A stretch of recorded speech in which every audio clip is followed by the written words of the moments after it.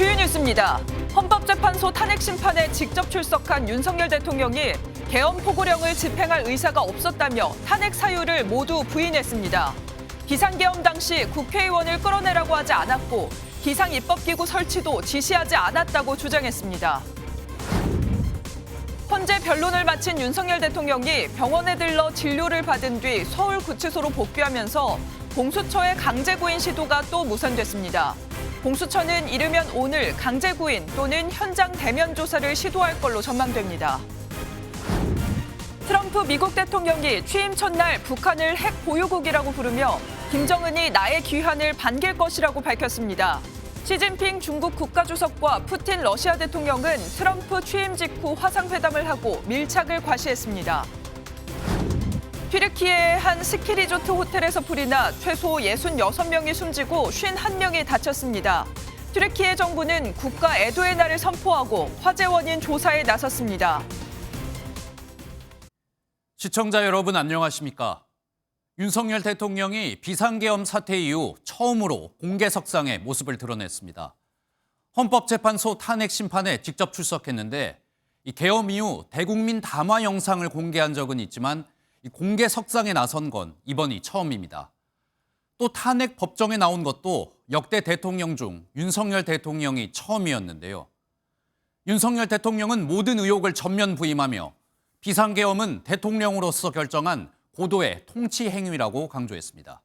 오늘 굿모닝 MBN 첫 소식은 백길종 기자가 보도하겠습니다.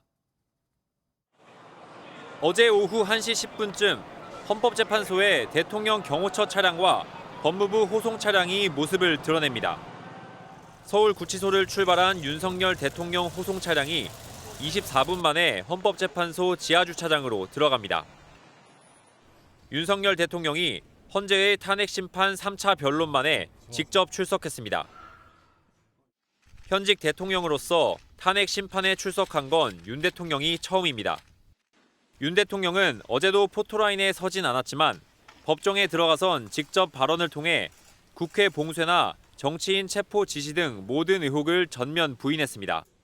본인께서는 이진우 수방사령관, 곽종건 특전사령관에게 계엄 선포 후 계엄 해제 결의를 위해 국회에 모인 국회의원들을 끌어내라고 지시한 적이 있으십니까?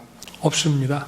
군인들이 본청사에 진입을 했는데 직원들이 좀 저항을 하니까 스스로 이렇게 나오지 않습니까? 얼마든지 더 들어갈 수 있는데도 저게 이 점을 좀. 윤 대통령의 첫 변론 출석은 예상보다 이른 1시간 43분 만에 끝이 났습니다. MBN 뉴스 백길종입니다. 법정에 나온 윤석열 대통령 측은 탄핵 소추 사유에 대해 하나하나 반박했습니다. 국회를 봉쇄하려는 의도도 없었고 이 정치인 체포를 지시한 적도 없었다 말했는데요.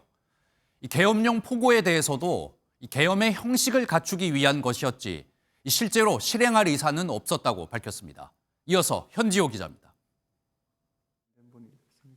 법정 안에 들어간 윤 대통령은 입장을 발표할 기회가 주어지자 헌법재판관들에 대한 사과로 발언을 시작했습니다. 또 저의 이 탄핵 사건으로 또 이렇게 고생을 하시게 해서 먼저 우리 재판관님들께 송구스러운 마음입니다. 하지만 이후 윤 대통령 측은 탄핵 소추 사유에 강하게 반박하는 주장을 펼쳤습니다. 우선 비상계엄 선포와 실행 과정에서 국회를 봉쇄할 목적은 없었다고 주장했습니다. 내란죄 성립 요건인 국헌문란, 즉 국회 기능을 멈추게 하려는 의도는 없었다는 겁니다. 결코 국회의 해산을 명하거나 또는 국회의 입법활동이나 국회의 비상계엄 해제 결의를 위한 의정활동 등 정상적인 국회 활동을 금지하고자 한 것은 아니었습니다. 정치인 체포 지시와 한동훈 당시 국민의힘 대표에 대한 사살 의혹 등에 대해서는 이렇게 반박했습니다. 우원식 국회의장을 체포하라고 지시한 바가 전혀 없습니다. 나아가 더더욱이나 한동훈 여당 대표를 사살하라고 하는 그런 터무니없는 지시를 한 바도 없는데. 윤 대통령 측은 문구 자체만으로 위헌적이라는 포고령에 대해서는 계엄의 형식을 갖추기 위한 것이고 집행의 의사가 없었다고 밝혔습니다. MBN 뉴스 현지호입니다. 이번 탄핵 심판에서 가장 큰 쟁점 중 하나는 바로 쪽지입니다. 비상계엄 당시 윤석열 대통령이 국회를 대신할 비상입법기구를 설치를 준비했는지 확인할 수 있는 증거인데요. 윤석열 대통령은 지난 구속영장 심사에선 기억이 가물가물하다 말한 걸로 알려졌는데 헌법재판소에선 최상목 경제부총리에게 이 쪽지를 준 적이 없다고 말했습니다. 이 내용은 이혁근 기자입니다. 12.3 비상계엄 선포 직후 대통령실 실무자는 최상목 경제부총리에게 쪽지 하나를 건넸습니다. 쪽지엔 비상입법기구 예산을 편성하라는 내용이 적혀 있었습니다. 주머니에 지져보니까 주머니에 들어있어서 제가 그걸 차관보고 가지고 있으라고 했고요. 계엄을 전제로 한 그 조치사항 같은 걸로 느낌을 받았습니다.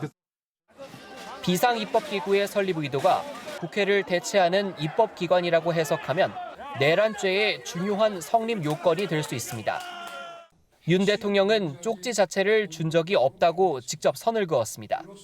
국가 비상입법기구 관련 예산을 편성하라는 쪽지를 준 적이 있으십니까? 저는 이걸 준 적도 없고 내용 자체가 좀 서로 좀 모순되는 것 같기도 하고. 김용현 전 국방장관 측은 쪽지는 김 전 장관이 썼다며 비상입법기구는 긴급재정 입법권 수행을 위한 준비 조직일 뿐 국회 대체와는 무관하다고 밝혔습니다. 김 전 장관이 내일 대통령 탄핵 심판에 증인으로 출석할 예정인 가운데 비상입법기구 쪽지를 두고 어떤 발언이 나올지 주목됩니다. MBN 뉴스 이혁근입니다. 한편 윤석열 대통령 측은 부정선거 의혹을 전면에 내세웠습니다. 특히 윤석열 대통령이 직접 나서서 이 부정선거 관련 의혹을 확인할 필요가 있었다 주장했는데요. 국회 측은 근거도 없고 이번 탄핵 사건의 쟁점이 아니라며 이 대통령 측의 주장을 제안해달라고 맞섰습니다. 계속해서 이혁재 기자입니다. 윤석열 대통령 측은 또다시 부정선거론을 꺼내들었습니다. 부정선거 의혹이 해결되지 않으면서 국가 비상 상황이 초래됐다고 주장했습니다. 부정선거 의혹과 관련해 제출한 증거에 대해서는 PPT까지 활용하며 설명했습니다. 선거관리위원회의 투표지 관리가 부실했다는 등 부정선거의 정황이라며 제시했습니다. 국회 측은 무책임한 주장이라며 반발했습니다. 대법원 및 사법기관 판단을 통해서 모두 근거 없는 주장으로 판단된 사안들에 대한 것입니다. 특히 부정선거가 계엄 선포 사유에 포함되지도 않았었다며 계엄이 실패하자 부정선거를 계엄 사유로 들었다고 꼬집었습니다. 또 최근 서울 서부지법에서 벌어진 폭동 사태도 이러한 근거 없는 부정선거 주장이 이유가 됐다고 비판했습니다. 그러면서 선거 부정 음모론은 우리 공동체를 파괴할 수 있다고 우려했습니다. 윤 대통령은 부정선거 사실관계를 확인할 필요가 있었다고 직접 반박했습니다. 선거가 전부 부정이어서 믿을 수 없다 하는 그런 음모론을 제기하는 것이 아니라 팩트를 확인하자는. 국회 측은 더 이상 부정선거 의혹 제기를 받아들일 수 없다며 헌법재판소에 관련한 증거 신청을 제안해달라고 요청했습니다. MBN 뉴스 이혁재입니다. 윤석열 대통령은 화면에서 보이는 것처럼 빨간 넥타이와 남색 정장을 입고 헌법재판소에 출석했습니다. 평소처럼 가르마를 탄 단정한 머리 스타일과 담담한 표정으로 재판정에 앉았는데요. 윤석열 대통령의 이 복장은 지난 12월 3일 비상계엄 선포 때와 똑같았습니다. 계엄 선포의 정당성을 강조하겠다는 메시지로 읽힙니다. 헌법재판소에 나온 대통령의 모습을 정태진 기자가 전하겠습니다.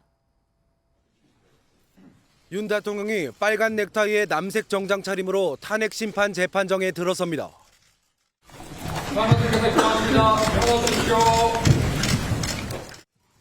자리에서 일어나 재판관들을 향해 꾸벅 고개를 숙인 윤 대통령은 첫 발언으로 자유와 민주주의를 강조했습니다. 저는 철들고 난 이후로 지금까지 또 특히 공직 생활을 하면서 자유민주주의라는 신념 하나를 확고히 가지고 살아온 사람입니다. 재판관님들께서 여러모로 잘 살펴주시기를 부탁드리겠습니다. 지난 15일 체포 직전 당시 마지막 영상과 비교하면 다소 긴장된 모습입니다. 윤 대통령은 담담한 표정으로 몇 초간 천장을 응시하고 방청석을 바라보기도 했는데 입이 마르는 듯 혀를 굴리고 코 주변을 만지기도 했습니다. 윤 대통령의 이번 헌재 출석 복장은 넥타이 무늬와 매듭 모양까지 지난달 3일 계엄 선포 당시 모습과 동일합니다. 윤 대통령의 최측근인 한 여권 관계자는 MBN에 대통령의 복장이 곧 메시지라며 계엄의 정당성과 건재함을 보여주겠다는 의지라고 설명했습니다. 윤 대통령은 바로 옆에 앉은 법률 대리인의 발언 속도를 조절하기도 했습니다. 반국가적 헌법재판관 8명의 우측 밑에 앉은 윤 대통령 앞에서 청구인 측과 피청구인 측의 치열한 공방이 이어진 가운데 윤 대통령은 청구인 측 주장에 해명하는 등 적극적인 모습이었습니다. MBN 뉴스 정태진입니다. 그런데 어제 헌법재판소에선 그동안 큰 논란이 됐던 내란죄 삭제에 대해선 양쪽 모두 별다른 말이 없었습니다. 헌법재판소의 심판이 시작된 이상 이 내란죄 제외 문제를 계속 언급하는 건 별 의미가 없다고 판단한 걸로 보이는데요. 대신 대통령 측은 여러 증인들을 불러 꼼꼼하게 탄핵 사유를 따지겠다는 전략을 세운 걸로 보입니다. 이 내용은 강세현 기자가 알아봤습니다. 국회 탄핵소추단 측과 윤석열 대통령 측은 변론기일 시작 전 내란죄 제외를 두고 팽팽하게 맞섰습니다. 내란 우두머리의 국헌문란 행위입니다. 이 부분 소추 사실은 준비 절차 과정에서 한 글자도 철회되거나 변경된 적이 없습니다. 기일이 연장되는 부분을 막기 위한 꼼수라고 볼 수밖에 없습니다. 갈비가 안 들어간 갈비탕이 나오면 갈비탕입니까? 하지만 막상 변론이 시작되자 탄핵소추단 측은 물론 윤 대통령 측도 언급을 멈췄습니다. 이미 탄핵 심판은 본 궤도에 올랐고 각하 가능성은 없습니다. 계속 내란죄 제외를 문제 삼거나 대통령 출석을 미루는 건 효과적인 전략이라고 말하기 어렵습니다. 헌재에서 진행이 되고 있는 상황에서 법적 대응을 할 수밖에 없다는 판단, 현실적 판단에 따른 겁니다. 대신 윤 대통령 측은 여러 증인을 신청해 꼼꼼히 따지겠다는 방침입니다. 한덕수 국무총리, 이상민 전 행안부 장관 등 증인 24명을 추가로 신청했습니다. 반면 국회 측은 필요한 증인만 신청해 하루빨리 파면 선고를 받으려고 집중할 계획입니다. MBN 뉴스 강세현입니다. 어제 헌재 변론을 마친 윤석열 대통령은 곧바로 국군 서울지구병원으로 향해 진료를 받았습니다. 밤 9시가 넘어 서울구치소에 도착했는데요. 서울구치소에서 윤 대통령을 기다리면서 강제로 구인해 조사하려 한 공수처는 2차 강제 구인에 실패했습니다. 공수처는 이르면 오늘 강제 구인이나 대면 조사를 또다시 시도할 걸로 보입니다. 이어서 손성민 기자가 보도합니다. 윤석열 대통령의 탄핵 심판 3차 변론 기일은 어제 오후 3시 40분쯤 끝났습니다. 윤 대통령은 변호사들과 재판 전략을 논의하고서 1시간 뒤 헌법재판소를 떠났습니다. 하지만 윤 대통령은 곧바로 서울구치소로 이동하지 않고 서울 종로구 국군 서울지구병원을 찾았습니다. 특이하게 건강에 이상이 있는 건 잘 모르겠고 대통령으로서 겪고 있는 여러 가지 어려운 점들 때문에 심적으로야 많은 갈등과 어려움이 있지 않겠습니다. 윤 대통령은 병원에 3시간가량 머무르며 진료를 받은 것으로 전해졌는데 그 무렵 공수처는 서울구치소를 찾은 것으로 알려졌습니다. 강제 구인뿐 아니라 구치소 내 방문 조사를 시도한다는 계획이었습니다. 수사팀은 구치소 측에 조사실 준비 협조를 요청하는 공문까지 보냈지만 윤 대통령이 오후 9시를 넘겨 구치소에 도착하면서 조사는 불발됐습니다. 인권 보호 규정상 특별한 사정이 없으면 당사자 동의 없이 오후 9시를 넘어 심야 조사를 할 수 없기 때문입니다. 윤 대통령에 대한 추가 조사가 필요한 공수처는 이르면 오늘 강제 구인 또는 대면 조사를 다시 시도할 것으로 관측됩니다. 한편 윤 대통령 측은 공수처의 강제 구인에 응할 수 없다면서 증거 인멸 우려로 서신 수신과 발신을 금지한 건 인권 침해 행위라고 반발했습니다. MBN 뉴스 손성민입니다. 다음 소식입니다. 서울 서부지법에서 난동을 부린 대통령 지지자 46명이 구속 갈림길에 섰습니다. 당시 현장을 취재하던 저희 MBN 기자도 폭행을 당했고 메모리 카드를 뺏기기까지 했는데요. 저희 MBN은 폭력을 휘두른 사람들에게 강력한 법적 조치를 취할 방침입니다. 장동건 기자입니다. 경찰 호송차에서 포승줄에 묶인 사람들이 내려 줄줄이 법원으로 들어갑니다. 지난 18일과 19일 서울 서부지법 안팎에서 유리창과 집기류를 마구 부수거나 경찰관을 때리는 등 집단 폭력을 휘두른 혐의로 검거된 이들입니다. 검찰은 현행범 체포된 90명 중 법원에 실제로 침입한 46명에 대해서는 전원 구속영장을 청구했습니다. 이들은 윤석열 대통령 구속영장 발부 소식이 들려오자 법원 정문이나 유리창을 깨며 건물 안으로 침입했습니다. 네, 전문가에. 또한 경찰은 서부지법 7층 판사실 출입문을 부수고 침입한 혐의로 어제 40대 남성 1명을 긴급 체포해 오늘 구속영장을 신청하기도 했습니다. 법원은 이번 난동으로 약 7억 원의 피해가 발생했다고 밝혔는데요. 오는 3월은 돼야 외벽 등 전체 복구가 가능한 것으로 파악했습니다.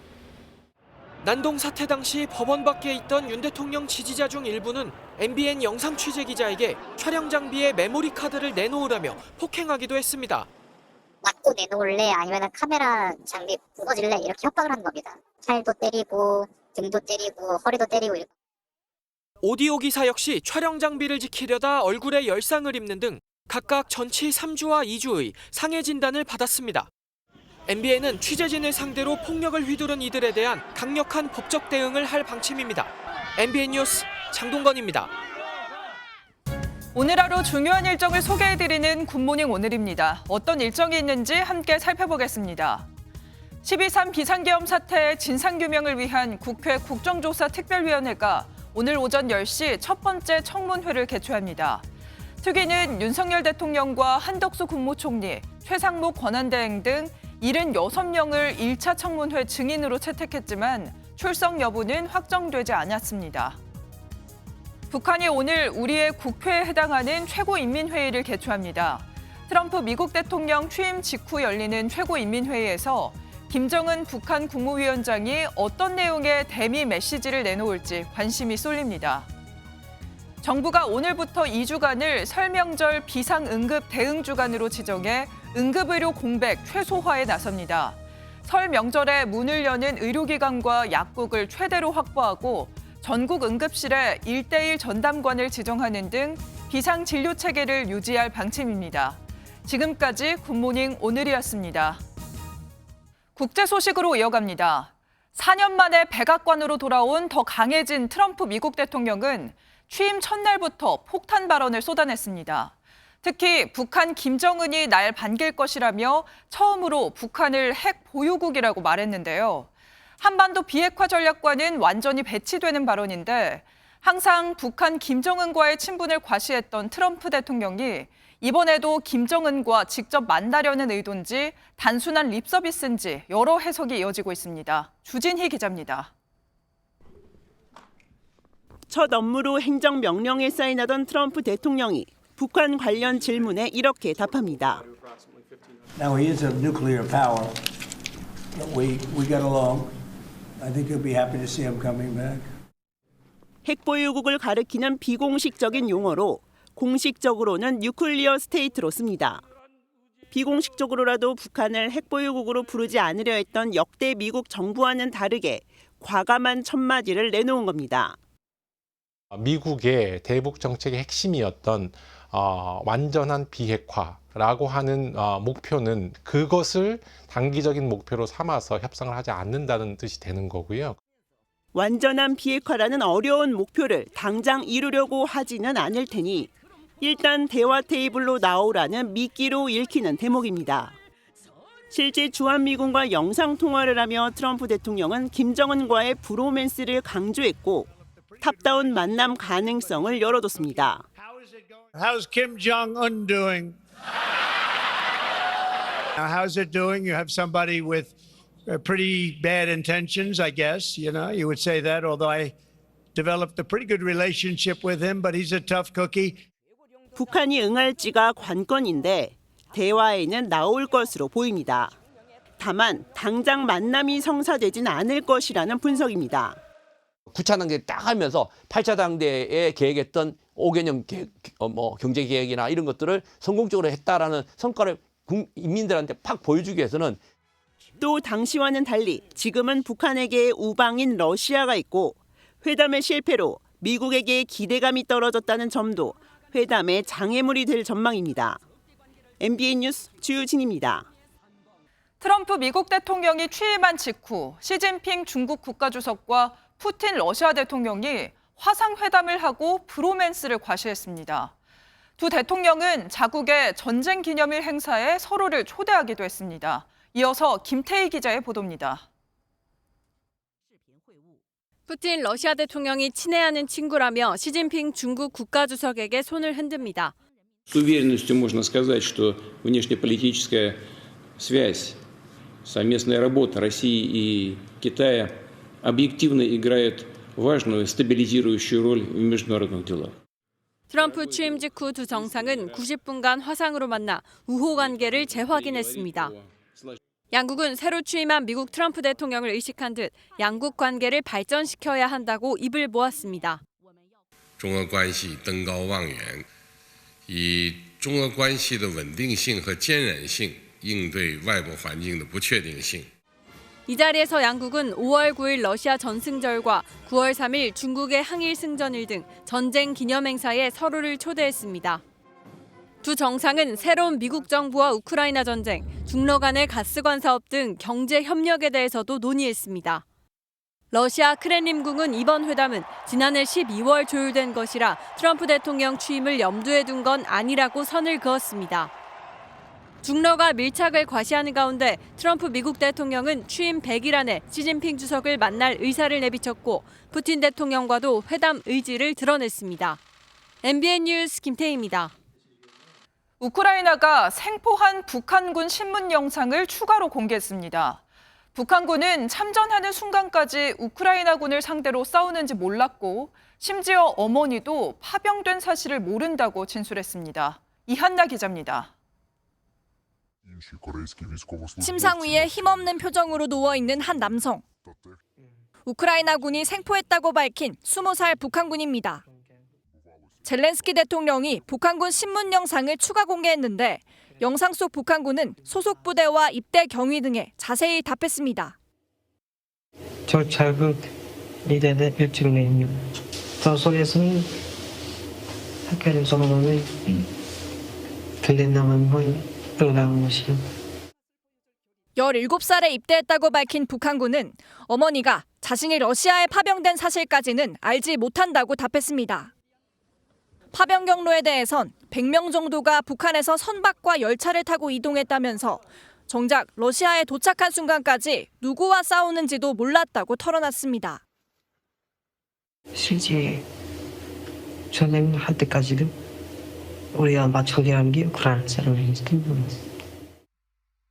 우크라이나는 북한군 영상을 통해 계속 여론전에 나서면서 그간 종전을 공언해온 트럼프 대통령에게 취임 축하 메시지를 보내며 중재 역할에 기대감을 내비쳤습니다.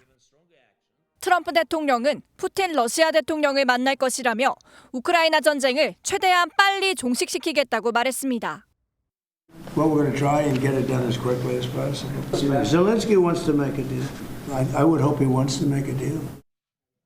다만 트럼프 대통령은 푸틴 대통령을 언제 만날지는 모른다고 말해 실제 종전 협상이 언제 시작될지는 미지수입니다. MBN 뉴스 이한나입니다. 튀르키예의 한 스키장 리조트의 호텔에서 대형 화재 참사가 발생했습니다. 최소 66명이 숨진 걸로 집계됐는데요. 모두가 잠든 새벽에 불이 나면서 피해가 컸습니다. 투숙객들은 창문을 통해 뛰어내리거나 침구류로 밧줄을 만들어 탈출을 시도하기도 했습니다. 김지영 기자가 보도합니다. 시뻘건 불길이 하늘로 치솟고 희뿌연 연기가 건물을 뒤덮었습니다. 소방대원들이 물줄기를 쏟아부은 끝에 화재는 가까스로 진압됐지만 건물 외벽은 모두 검게 그을렸습니다. 현지 시각 21일 새벽 3시 반쯤 튀르키예의 한 스키장 리조트 호텔에서 불이 나 최소 66명이 숨지고 50여 명이 다쳤습니다. 불이 난 곳은 튀르키예 서북부 볼루주 카르탈카야에 있는 그랜드 카르탈 호텔로 4층 식당에서 화재가 발생한 것으로 추정됐습니다. 성수기 시즌인데다 방학을 맞아 호텔 객실은 만실, 투숙객은 230여 명이 있었던 것으로 전해졌습니다. 투숙객들은 화발을 피하려고 창문을 통해 바닥으로 뛰어내리거나 침구류를 묶어 만든 임시 밧줄로 탈출을 시도하기도 했습니다. Bu 11. kattan bir arkadaşımız atladı. Allah rahmet eylesin. Sonra çarşafla işte inmeye çalıştılar. Arkadaş çarşafla inerken çarşafı koptu o maalesef. 현지 매체는 화재 진압에 10시간이 걸렸다며 목재로 된 건물 외벽이 화재를 더 키웠을 가능성이 있다고 보도했습니다. 튀르키예 수사당국은 검사 6명을 투입해 화재 원인 조사에 나섰고 호텔 소유주 등 4명이 체포됐습니다. Bugüne kadar da tarafımıza bildirilmiş itfaiye tarafından olumsuz bir durum. Yangın yeterli ilgili bulunmamış. Şu anda soruşturma süreci de devam ediyor. 튀르키예 정부는 오늘을 국가 애도의 날로 선포하고 사고 수습에 나섰습니다. MBN 뉴스 김지영입니다.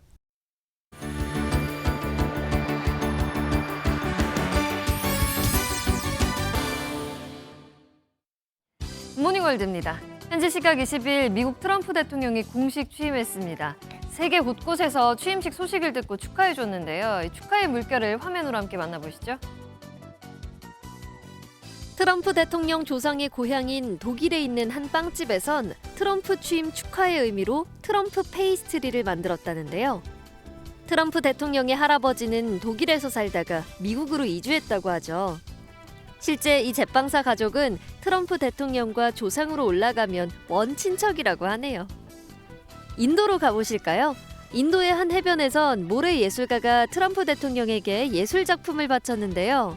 백악관에 오신 것을 환영합니다 라고 축하해줬습니다. 헝가리 부다페스트 미국 대사관 앞에서도 트럼프 대통령의 백악관 복귀를 축하해줬는데요. 세계 곳곳에서 트럼프 대통령의 취임을 기뻐해줬다네요. 여기 계단을 자유자재로 오르고 내리는 로봇 강아지가 있습니다. 바퀴 달린 4발 강아지 로봇의 모습을 화면으로 만나보시죠. 중국에서 개발한 로봇 강아지입니다. 이 로봇 강아지는 흙 계단을 자유자재로 오르내리는 것은 물론 2발로 서 있기, 덤블링까지 할 수 있다는데요. 물속으로 뛰어들어 수영도 할 수 있다고 합니다. AI 기술을 사용해 동작을 제어해 고개를 펼치기도 합니다. 정말 자유자재로 움직이는 로봇이 현실화되고 있는 것 같네요. 휴대폰을 물에 빠뜨렸다가 뜻밖의 장면을 목격했다는데요. 어떤 얘기인 걸까요? 영상으로 함께 만나보시죠. 엄청나게 가까운 거리에서 물고기가 찍혔습니다. 한 여성이 휴가차 멕시코의 한 바다에 놀러가서 자신을 녹화하던 중 휴대폰을 바다에 빠뜨렸는데요.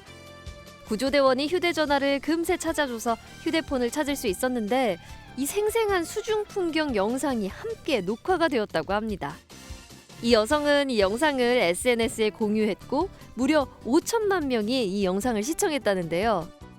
휴대폰도 찾고 놀라운 영상도 덩달아 얻고 이것이 진정한 일석이조가 아닌가 싶네요. 지금까지 굿모닝 월드였습니다.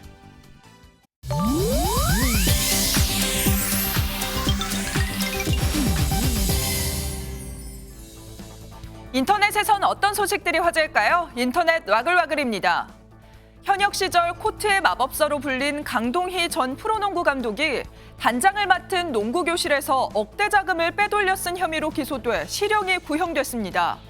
어제 법조계에 따르면 검찰은 전날 열린 결심 공판에서 업무상 횡령 배임 혐의로 기소한 강 전 감독에게 징역 2년을 구형했습니다. 강 전 감독과 농구교실 법인 관계자 등은 2018년 농구교실 법인을 함께 운영하는 과정에서 1억 원대 운영자금을 빼돌려 쓴 혐의를 받고 있습니다. 또 비슷한 시기에 농구교실 자금 2,100만 원으로 변호사 비용을 내거나 새 사무실을 계약해 법인에 손해를 끼친 혐의를 받았는데요. 강 전 감독 등의 선고 공판은 오는 4월 24일 열릴 예정입니다. 설날이 다가오고 있는데요. 세뱃돈 얼마나 줘야 할지 고민되는 분들 있으시죠? 과연 얼마가 적당할까요? 어제 SK 커뮤니케이션즈가 국내 한 포털 사이트를 통해 성인 3,795명을 대상으로 설문조사를 한 결과를 발표했는데요. 38%가 5만 원을 선호했고 36%는 세뱃돈을 안 주고 안 받겠다고 답한 겁니다. 특히 안 주고 안 받겠다는 응답은 1년 사이 7%포인트나 크게 늘어서 사람들의 경제적 부담을 보여줬는데요. 또 응답자 중 16%는 3만 원이 적당하다는 실용적인 의견을 냈고 반면 고물가 시대를 반영해 10만 원 이상은 해야 한다는 응답도 7%로 나타났습니다. 형편에 맞는 방법으로 가족 사이 정을 나누는 명절 문화를 만들어 가야겠네요. 중국의 한 고가도로를 지나던 화물트럭에서 화재가 발생했는데요. 불이 마치 폭포처럼 쏟아져 내리는 위험천만한 모습이 포착됐습니다. 쭉 뻗은 도로를 달리던 차량 앞으로 붉은빛 폭포가 콸콸 쏟아져 내리는데요. 도로를 지나던 화물트럭에서 원인을 알 수 없는 화재가 발생해 트럭에 실린 요리용 기름이 쏟아지면서 수미터 길이의 불폭포가 발생한 걸로 전해졌습니다. 지난 12일 중국 저장성의 고가도로에서 벌어진 화재 사고인데 관련 영상이 최근 온라인에 공유되면서 많은 누리꾼들을 놀라게 했습니다. 이 화재로 주변 일대 교통이 순식간에 마비됐지만 다행히 다친 사람은 없다고 하네요. 인터넷 와글와글이었습니다. 최근 여론조사에서 국민의힘 지지율이 민주당의 지지율을 앞서고 있죠. 하지만 국민의힘이 잘해서라기보단 민주당에 대한 거부감이 크다는 분석이 지배적입니다. 그래서인지 국민의힘은 계속해서 민주당 이재명 대표 때리기에 나서고 있는데요. 동시에 민생 행보로 중도층 공략에도 공을 들이고 있습니다. 하지만 강성 지지층과는 쉽게 선을 긋지 못하면서 고심을 이어가고 있습니다. 먼저 조희로 기자입니다. 국민의힘은 최근 당 지지율 상승세 이후로 이재명 더불어민주당 대표에 대한 국민들의 반감이 작용한 것으로 보고 있습니다. 여당이 잘해서가 아닌 반 이재명을 고리로 보수층이 결집하는 데다 민주당이 중도층을 끌어안지 못한 결과라는 겁니다. 국민의힘이 연일 이재명 대표 때리기에 나서는 것도 이재명은 안 된다는 메시지를 내세우며 내부를 결집하기 위한 의도로 풀이됩니다. 이재명 대표는 히틀러 총통처럼 입법, 사법, 행정을 장악하려고 하고 민주당은 나치처럼 언론을 탄압하며 대한민국의 공권력을 나치의 게슈타포처럼 정치적 숙청의 도구로 전락시켰습니다.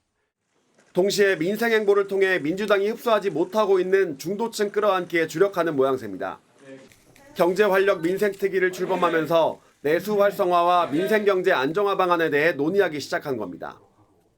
국민들께 순간의 달콤함과 미래의 고통을 안기는 사탕발림이 아니라 국가 경제가 제대로 기능을 할 수 있도록 하고 민생의 어려움을 해결해드리는.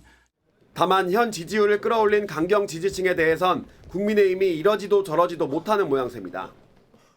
국민의힘 한 관계자는 현 지지율을 끌어올린 지지층을 포기할 수도 없고 그렇다고 여기에 기대자니 외연 확장이 어려워진다며 난감한 기색을 표했습니다. 지지율 상승과 중도층의 외연 확장이라는 두 마리 토끼를 모두 잡기 위해선 반사이익이 아닌 자체적인 동력이 필요하다는 지적이 제기됩니다. MBN 뉴스 조희로입니다. 여론조사에서 국민의힘에 밀리기 시작한 민주당은 여론조사 관련 특별위원회를 만들었습니다. 여론조사가 왜곡, 조작됐을 수 있다며 이걸 검증하겠다는 건데 이 만들자마자 여당은 물론 당 내부에서도 비판의 목소리가 나오고 있습니다. 이재명 대표 1극 체제에 대한 강도 높은 비판도 나왔습니다. 민주당 상황은 강영호 기자입니다. 민주당의 여론조사 검증특위가 출범 하루 만에 실무회의를 열고 본격적인 활동에 나섰습니다. 일부 여론조사의 왜곡이나 조작 여부를 확인하겠다는 계획입니다. 정확성을 높일 수 있도록 제도 개선 방향을 중점 과제로 해서 추진하기로 했고, 하지만 시점을 놓고 당내에서도 비판의 목소리가 나옵니다. 최근 당 지지율이 부진한 상황에서 불필요한 오해를 살 수 있다는 지적입니다. 민주당도 무슨 심의위원회 만들어서 대처한다. 저는 이런 건 안 했으면 좋겠어요. 민생 문제나 외교 문제에 전력을 하자. 저는 그렇게 봐요. 민주당 한 재선 의원은 MBN에 조사 하나하나를 문제 삼는 건 선거 결과를 믿지 않는 것과 비슷해 보이지 않을까 우려된다고 말했습니다. 비명계에선 지도부를 겨냥한 한층 강도 높은 비판도 나왔습니다. 임종석 전 대통령 비서실장이 대화와 타협을 가볍게 여기고 이재명 대표 한 사람만 바라보며 국민 신뢰를 얻을 수 있냐며 우리 스스로를 돌아볼 때라고 지적한 겁니다. 여당은 유리한 조사 결과에는 침묵하다 내로남불식 검열을 하고 있다며 특이해체를 주장한 가운데 당 안팎의 비판 속 특이활동이 차질 없이 진행될지 관심이 쏠립니다. MBN 뉴스 강영호입니다. 조만간 수도권 지하철 요금이 150원 정도 인상될 것으로 보입니다. 서울시와 경기도, 인천시 코레일이 최근 회의를 가졌는데 이 지하철 요금을 지금의 1,400원에서 1,550원까지 올리자 뜻을 모았습니다. 서민들의 발이라고 할 수 있는 지하철 요금이 오른다는 소식에 벌써부터 교통비 부담 우려가 나오고 있습니다. 김세희 기자입니다. 서울시와 수도권 지자체가 조만간 지하철 요금을 올립니다. 현재 기본요금 1,400원에서 150원이 오른 1,550원으로 수도권 지하철 요금이 인상되는 건 지난 2023년 10월에 이어 2년 만입니다. 지난 2023년 서울시는 지하철 요금을 300원 올리려고 했지만 정부의 공공요금 동결기조에 발맞춰 단계적 인상을 예고한 바 있습니다. 다음 달에 이제 지하철 요금이 예정돼 있고 내년에 또 나머지 150원 인상이 예정돼 있습니다. 지난해에도 정부의 물가 안정 기조가 이어지면서 실제 인상은 일단 미뤄졌습니다. 하지만 수도권 지자체와 코레일의 적자가 눈덩이처럼 불어나면서 더는 인상 시기를 늦출 수 없다는 목소리가 터져 나왔습니다. 지난해 서울교통공사 적자는 7,288억 원, 부채는 7조 3,360억 원 규모로 추산됩니다. 아직 정확한 요금 인상 시점은 확정되지 않았지만 이르면 올해 상반기가 될 것이란 관측에 무게가 실립니다. 지하철 요금 인상에 지자체 재정 부담은 다소 줄겠지만 팍팍한 살림살이 속 서민들의 물가 부담은 더욱 가중될 전망입니다. MBN 뉴스 김세희입니다.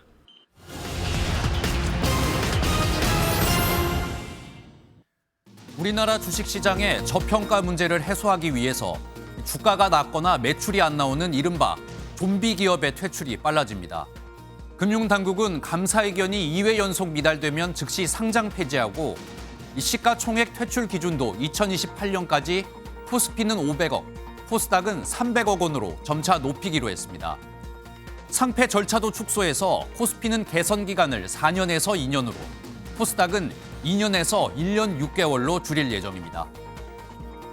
올해 하반기부터 서민 급전으로 불리는 보험계약 대출에 최초로 우대금리가 적용됩니다. 보험사들은 고금리 보험 상품 계약자나 60세 이상 고령자 같은 기준을 정해서 우대금리를 제공할 수 있습니다.